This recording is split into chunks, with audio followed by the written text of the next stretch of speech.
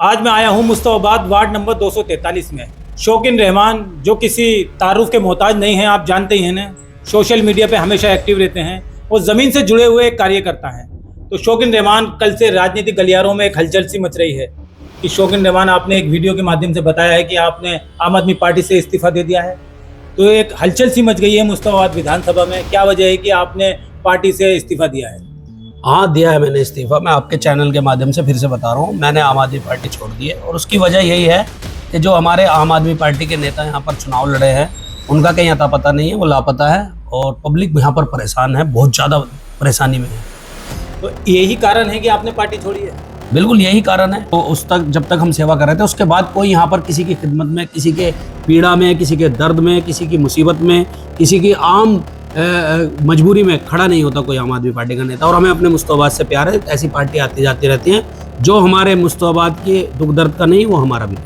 लेकिन आप जो हैं अपनी वीडियो के माध्यम से ये भी बता रहे हैं कि आपके वार्ड में सीलिंगें हो रही हैं, चलान भेजे जा रहे हैं और सीधा निशाना जो है आपने मौजूदा निगम पार्षद हाजी खुशनूद पे लगाया है। देखिए, मौजूदा निगम पार्षद अब आम आदमी पार्टी के ही हैं, क्योंकि उन्होंने आम आदमी पार्टी ज्वाइन कर ली है। तो जब वो 1.5 साल पहले कांग्रेस में थे तो कांग्रेस के थे। अब मैं किस पे निशाना लगाऊं?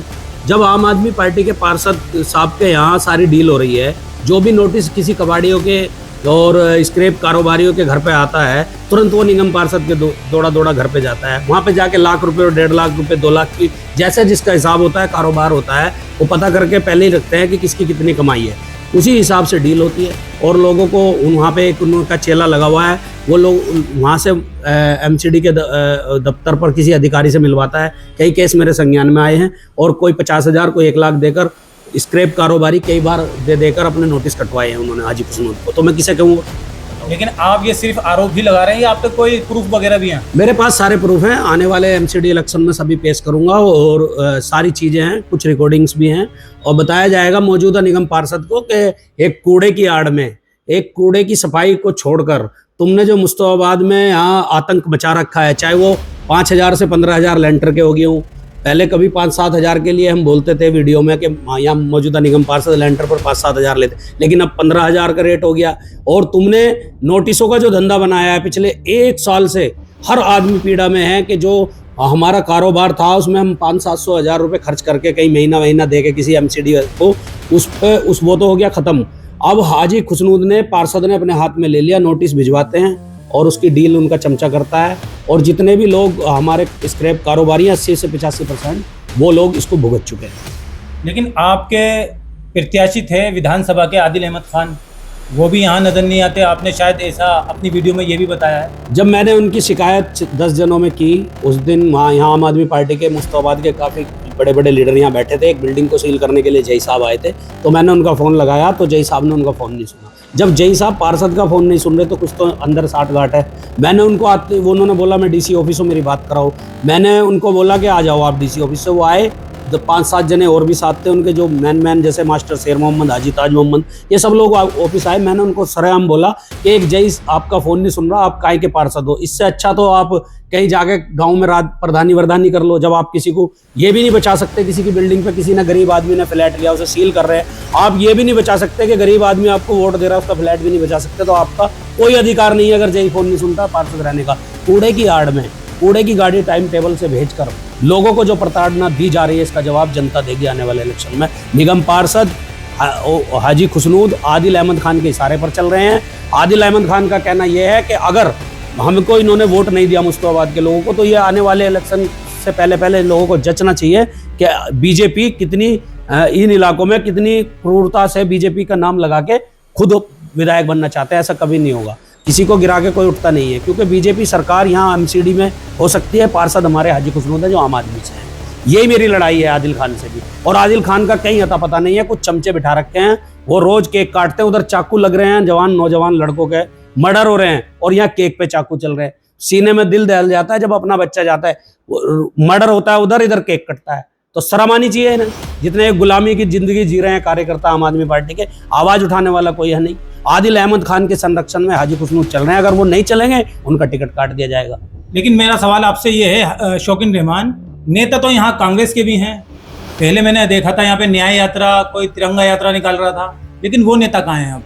देखिए, जो यहाँ राजनीति है, चाहे वो कांग्रेस हो, कांग्रेस के नेता भी हैं, वो रीलबाज है। जितनी भी आप रील देखोगे सुबह से शाम तक, कांग्रेस के कार्यकर्ताओं की जो टिकट आरती हैं उनकी रील आती रहेगी। उसमें क्या होगा? उसमें कुछ नहीं होगा, 4-6 लोग वही दोबारा तिबारा रिपीट होते रहेंगे। किसी एक कांग्रेसी की ऐसी रील दिखा दो, किसी एक कांग्रेस, चलो रील ही दिखा दो, फेसबुक के नेता हो तो फेसबुक पे दिखा दो, जो किसी को 10,000, 20,000, 50,000 की किसी पीड़ित को मदद करी हो, जिनके बच्चे मर रहे हैं, किसी के साथ जाके किसी की FIR कराई हो, किसी के साथ जाके धरना पे बैठे हो कि तुम्हारा बेटा मर गया, मैं उन्हें पकड़वाने के लिए धरना दूंगा।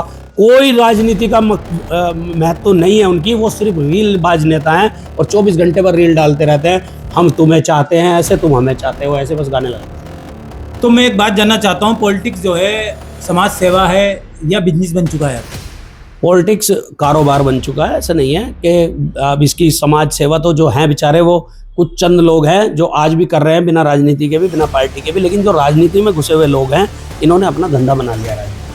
तभी तो ये 1-1.5 इसकी क्या औकात है टिकट की, 1-1.5 करोड़ रुपए तक की इसकी बोली लगाई जाती है MCD के टिकट के लिए। और वही लोग मैदान में आते हैं, नेता भी उन्हें कहते हैं भाई तुम्हारा बजट कितना है, जो टिकट देने वाले पहले बजट। लेकिन यहाँ पर हाजी खुशनूद ने लिखवाया है, एक आइकन लगवाया है जिसपे लिखा हुआ है आई लव मुस्तफाबाद। आइकन लगाने से मुस्तफाबाद से प्यार नहीं होगा। मैं कहना चाहता हूँ निगम पार्षद से, ऐसे तो मैं 50 बोर्ड अपने पास से बनवा दूंगा।